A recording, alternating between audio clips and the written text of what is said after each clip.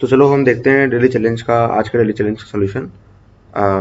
तो ये जो क्वेश्चन था ये लेवल 2.5 का था, है ना। तो देखते हैं क्वेश्चन क्या था। क्वेश्चन के अंदर हमने क्या किया था कि हमने ये कंपाउंड लिया जिसे हम कहते हैं साइक्लोपेंटेनोन, है ना। इसकी हमने दो रिएक्शंस कराई, दो तरह की रिएक्शंस कराई, है ना। हर रिएक्शन में मल्टीपल स्टेप्स इन्वॉल्व थे, ठीक है। यहाँ पे भी 3 स्टेप इन्वॉल्व थे, यहाँ पे भी 3 स्टेप इन्वॉल्व थे, है ना। तो ये स्टेप्स करने पे हमें प्रोडक्ट मिला ए, ये स्टेप्स करने पे हमें प्रोडक्ट मिला बी। तो हमें ये बताना है कि दोनों के मॉलिक्यूलर मासेस में क्या डिफरेंस है, मॉलिक्यूलर मास ऑफ ए और मॉलिक्यूलर मास ऑफ बी में क्या डिफरेंस है, ये हमें बताना है। इंटीजर टाइप में आपका आंसर आएगा। तो ये जो रिएजेंट्स है जिनसे रिएक्शन कराई गई है वो मैं यहाँ पे लिख देता हूँ। पहला जो रिएजेंट है वो क्या है, वो है HCnKOH, है ना। और यहाँ पे साइड में लिखा हुआ है ट्रेसेस, ठीक है। ये जो डिलीजेंस जो क्वेश्चन है ये आपको कम्युनिटी पोस्ट में मिल गया होगा, अगर नहीं मिला तो आप ये देख सकते हो, उसकी लिंक आपको हमेशा डिस्क्रिप्शन में मिल जाएगी। अच्छा, सेकंड नंबर पे जो रिएजेंट था वो था LiAlH4, है ना। और थर्ड नंबर पे NaNO2HCl।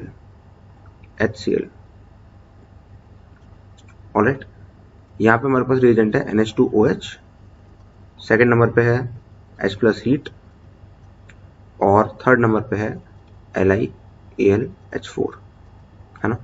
तो अब हमें क्या करना है, अगर आपने अभी तक ये क्वेश्चन ट्राई नहीं किया है तो आप क्या कर सकते हो, आप वीडियो पॉज कर सकते हो और आप इस क्वेश्चन को ट्राई कर देख सकते हो जितना भी आपसे हो सके, है ना। और फिर हम इसका सॉल्यूशन देखते हैं।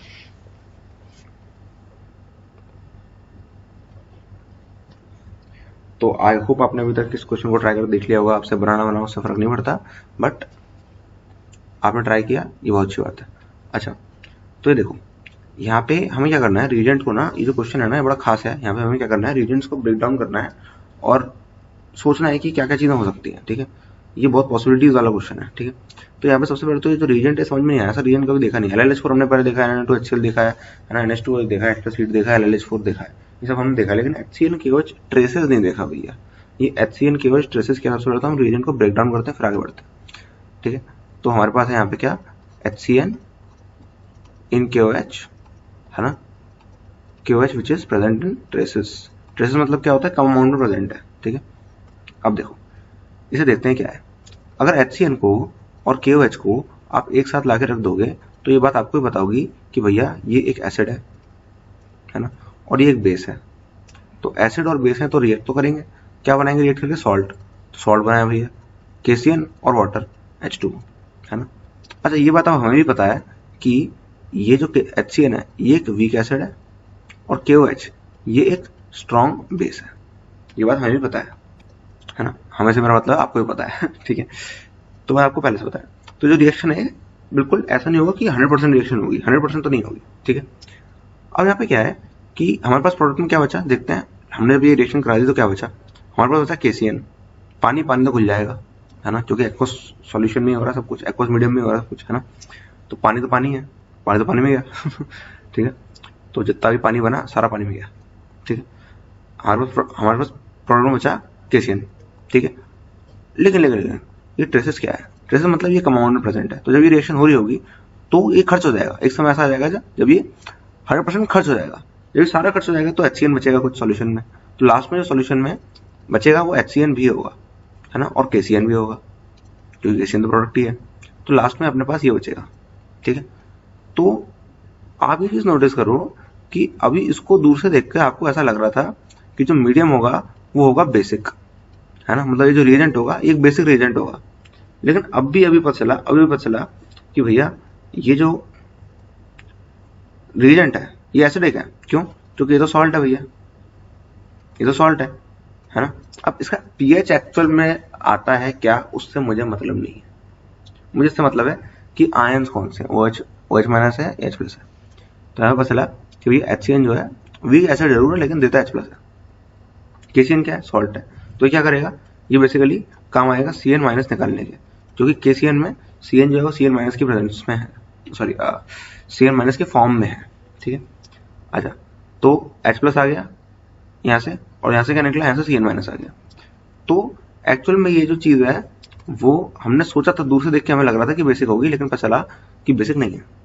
तो फिर क्या है भाई, बेसिक नहीं तो क्या है, ये H प्लस वाली चीज है, तो यहाँ पे हमारे पास प्रेजेंट होगा H प्लस और हमारे पास होगा प्रेजेंट Cn माइनस। तो हमने इस तरह से रिएजेंट को ब्रेक डाउन कर लिया कि भैया ये H प्लस और Cn माइनस वाला है। अब अगर ये कंपाउंड का रिएक्शन करता है तो ये किस तरह का बिहेव करता है ये हम देखते हैं अभी। तो देखो यार किस तरह का बिहेव करेगा ये। तो कंपाउंड क्या है हमारा, बहुत ही सीधा साधा कंपाउंड है, कुछ नहीं है, पेंटागन बना हुआ है और डबल बॉन्ड हो गया है, ठीक है। अब इसकी रिएक्शन करा रहे हैं किससे, H प्लस से, है ना, और Cn माइनस से। तो जो रिएजेंट था उसको ब्रेक डाउन करके हमने ये बना दिया H प्लस और Cn माइनस। तो यहाँ पे H प्लस पहले आएगा, O के लोन पेयर से H प्लस बॉन्ड बनाएगा और O प्लस बन जाएगा। अब यहाँ पे क्या होगा, इसकी वजह से यहाँ पे बहुत अच्छा खासा क्या बन गया, पार्शियल पॉजिटिव बन गया, पार्शियल पॉजिटिव बन गया। तो देखो क्या होता है, कार्बन है ऑक्सीजन है, कार्बन ऑक्सीजन में इलेक्ट्रोनेगेटिविटी ज्यादा, इलेक्ट्रोनेगेटिविटी ज्यादा किसकी, ऑक्सीजन की, है ना, और O प्लस भी आ गया, इसका मतलब ऑक्सीजन और डेस्परेट हो गया इलेक्ट्रॉन लेने के लिए, है ना। तो इस पर डेल पॉजिटिव जो होगा वो और ज्यादा गंदा तरह से बढ़ जाएगा, गंदी तरह से बढ़ जाएगा, है ना। तो H प्लस डालने से ये होगा कि O पे पॉजिटिव आ गया, इस वजह से डेल पॉजिटिव इस वाले कार्बन में बहुत ज्यादा बढ़ गया, इस वजह से इसका इलेक्ट्रोफिलिक नेचर है बहुत ज्यादा बढ़ गया। तो अब जो रिएक्शन हो सकती है वो बहुत बड़ी तरह से हो सकती है ना, क्योंकि यहाँ पे Cn माइनस जो है वो क्या है, एक न्यूक्लियोफाइल है, तो न्यूक्लियोफाइल की तरह आएगा और चुपचाप यहाँ पे आकर अटैक कर देगा।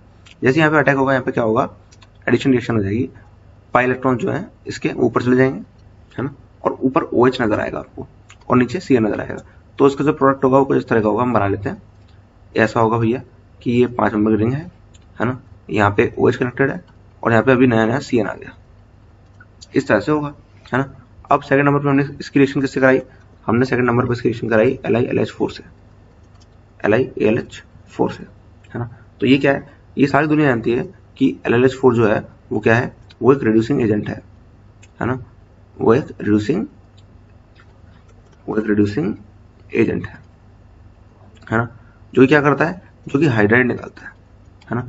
अब हाइड्राइड निकालेगा तो क्या होगा भाई, जितने भी H प्लस होंगे पहले तो वो हट जाएंगे और क्या बन जाएंगे, H2 बन जाएंगे, जो कि हाइड्राइड से अगर कोई H प्लस रिएक्ट करेगा तो क्या बनेगा भैया, H2 बनेगा, है ना। तो H2 बन के उड़ जाएगा, तो यहाँ पे ये जो एसिटिक हाइड्रोजन है ये हट जाएगा, O माइनस बन जाएगा, है ना। साथ में क्या होता है कि जो LiAlH4 है वो डबल बॉन्ड्स को रहने नहीं देता, पाई बॉन्ड्स को रहने देता, पाई बॉन्ड्स को पसंद नहीं है।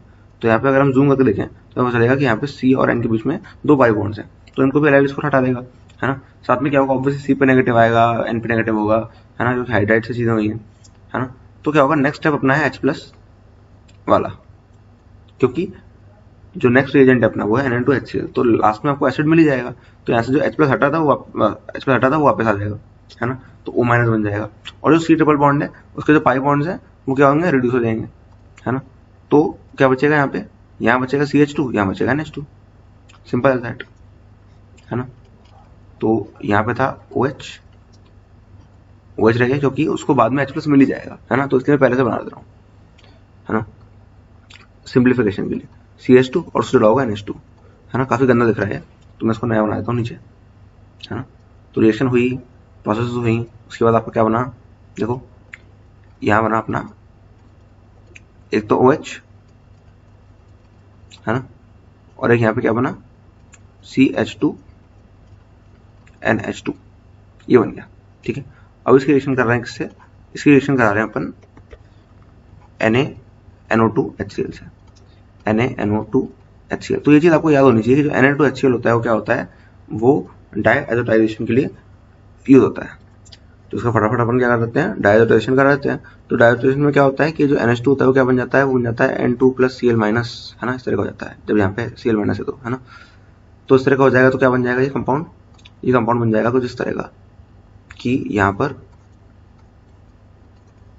OH है, OH एज इट इज है ना, और यहाँ पर क्या है, यहाँ पर CH2 है और यहाँ पे N2 प्लस Cl माइनस है ना।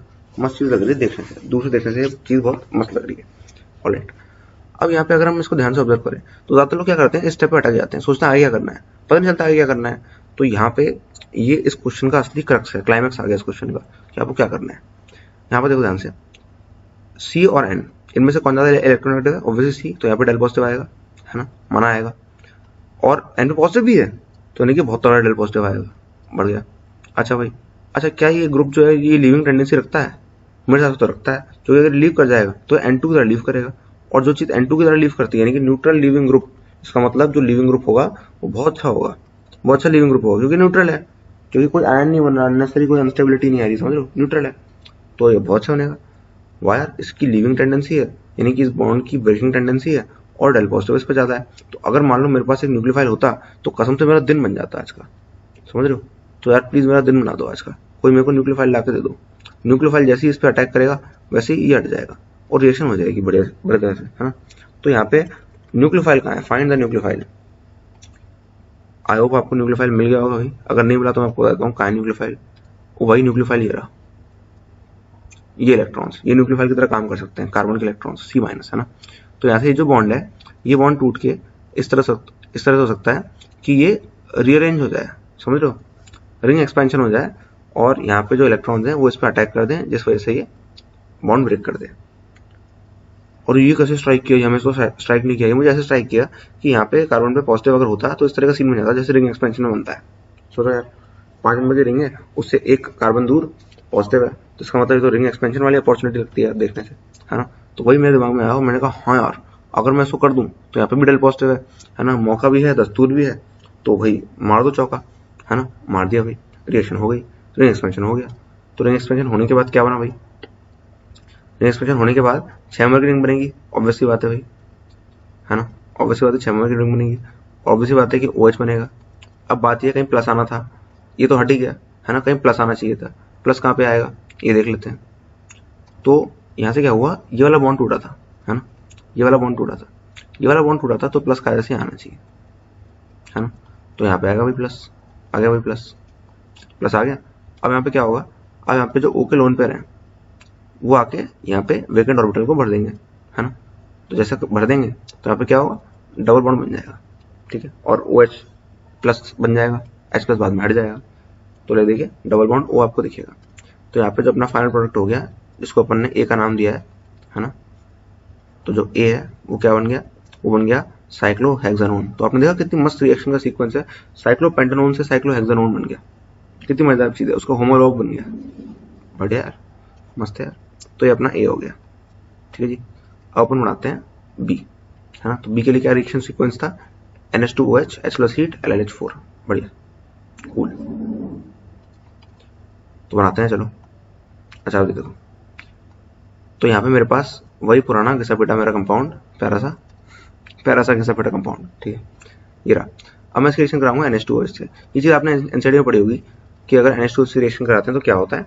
अगर आपको नहीं भी पता तो भी हम इसकी मैकेनिज्म को देखकर इसको ट्रैक कर सकते हैं, ठीक है। अगर आपको मैकेनिज्म पहले से भी नहीं पता तो भी आप इसको स्क्रैच से भी कर सकते हो, अगर आपको थोड़ी सी भी नॉलेज है तो GOC की।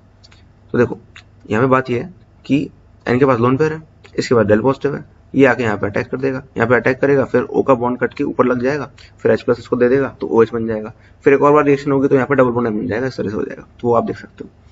आज यहाँ पे कहा गया है कि यहाँ पे इसकी रिएक्शन आप किससे करा दो, आप करा दो इसकी रिएक्शन H प्लस हीट से, ठीक है। मतलब इसको आप H प्लस भी दे दो, आप इसको हीट भी दे दो। तो H प्लस हीट अगर आप ध्यान दो तो ये चीज क्या है, ये एक ऑक्सिजन है, समझ रहे हो, ये एक ऑक्सिजन है जो कि कीटोन है। यहाँ पे कीटोन के साथ ऐसा हुआ, ये कीटोन था भाई, ये था कीटोन, ये एक ऑक्साइम है, ये आप इसको ऑक्सिजन कर लो, ठीक है। तो कीटोन था, कीटोन का ऑक्सिजन बनाया, तो हम कहते हैं कीटोक्सिन, कीटोक्सिन, ठीक है। तो कीटोक्सिन से जब H के सामने जब H प्लस हीट आती है तो एक रिएक्शन मन में आती है, वो क्या होती है, वो होती है बैकमैन रिएक्शन, या फिर हम कहें बैकमैन रीअरेंजमेंट। अगर वो आपको नहीं भी पता तो भी आप उसको स्क्रैच से कर सकते हो। कैसे भाई, ऐसे कि यार H प्लस है तो H प्लस कहाँ जाएगा, N पे भी आ सकता है, O पे भी आ सकता है ना। कायदे से आप देखो तो N पे जाना चाहिए था, लेकिन O पे चला गया, क्यों, क्योंकि O पे जो रिएक्शन होगी, वो जो रिएक्शन करेगा वो बहुत बढ़िया होगी, और N पे अगर आप इसको लगा दोगे तो N पे पॉजिटिव आ जाएगा, और डबल बॉन्ड में पॉजिटिव अच्छी बात नहीं होती, डबल बॉन्ड के साथ N डबल बॉन्ड भी बना के बैठा है, N पॉजिटिव बना के बैठा है, ये चीज मैच नहीं करती, मजा नहीं आता, है ना।